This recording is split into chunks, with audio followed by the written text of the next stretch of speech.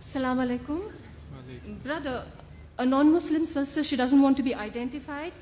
She says, what is the concept between the similarities in worship between Hindus and Muslims alike, like shaving their heads like the Hindus do in Tirupati and the Muslims do during Hajj, and the Hindus circumambulate the temple and the Muslims do during the Tawaf?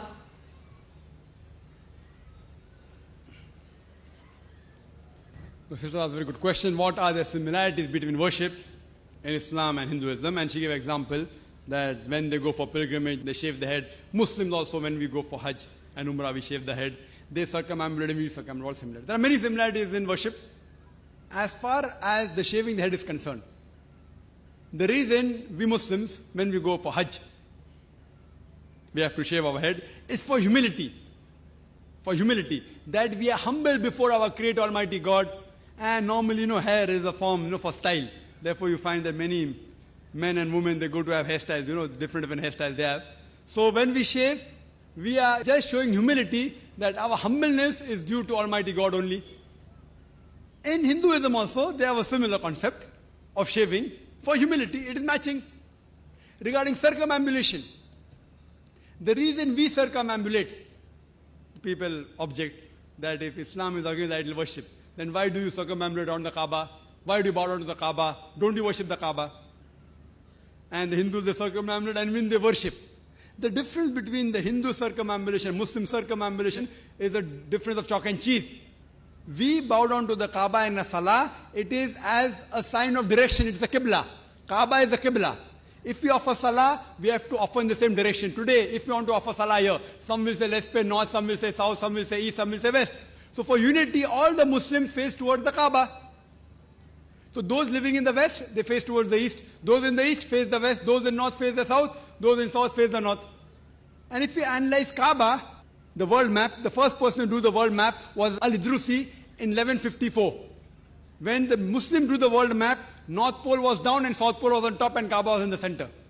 Later on, the Western cartographers came, they turned the map upside down, North Pole top, South Pole down, but yet Kaaba is in the center. The reason we circumambulate around the Kaaba is because Allah has told us, Prophet has told us we do it. My logical reason I can think is because every circle has got one center. When we circumambulate around the Kaaba, we are testifying that there is only one Almighty God. But if you circumambulate around the Kaaba and believe many gods, then you're doing wrong.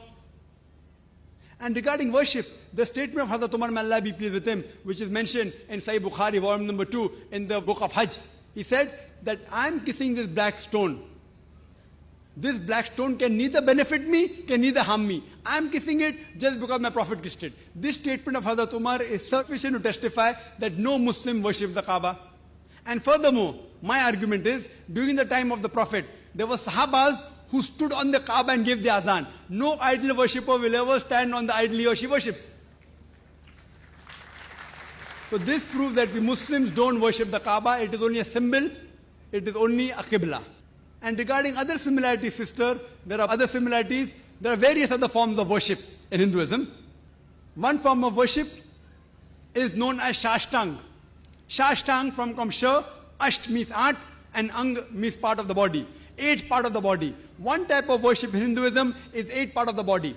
Touching 8 part of the body. The best way you can do is like we Muslims do the sujood in Salah. Touching our forehead, our nose, our 2 hands, 2 knees and 2 feet. Shashtang, 8 parts of the body. Forehead, nose, 2 hands, 2 knees and 2 feet. And sujood is the best part of the Salah. It is mentioned in several places in the Quran. And furthermore, regarding Makkah, the mention of Makkah is even there in the Hindu scriptures. The word mentioned for Makkah in Hinduism is Ilai Spad. Ila, as I said, is God, and Spad means place. So Ilai Spad is one of the place of Tirtha, place of pilgrimage, which is mentioned in Rig Veda, book number 3, hymn number 29, verse number 4. Ilai Spad, in the Sanskrit dictionary, Ilai Spad is place of God, house of God. It's a place of Tirtha, place of pilgrimage. Same thing as mentioned in the Quran in Surah Al-Imran chapter 3, verse 96. The first place for worship was Bakka, with another name for Makkah. So Makkah is even mentioned in the Hindu scriptures. And it says that this Ilai Spad will be in the Naba Prithvi, means the center of the earth. As I told you, Kaaba is in the center of the earth. And furthermore, the few verses later, Rig Ved, book number 3, hymn number 29, verse number 11 says, it talks about Narashanksa, the prophet who is called the praiseworthy. So because this prophet is also mentioned along with Elishpad, it's very clear cut that one of the places that the Hindus should go for pilgrimage is the Makkah. Hope that answers the question.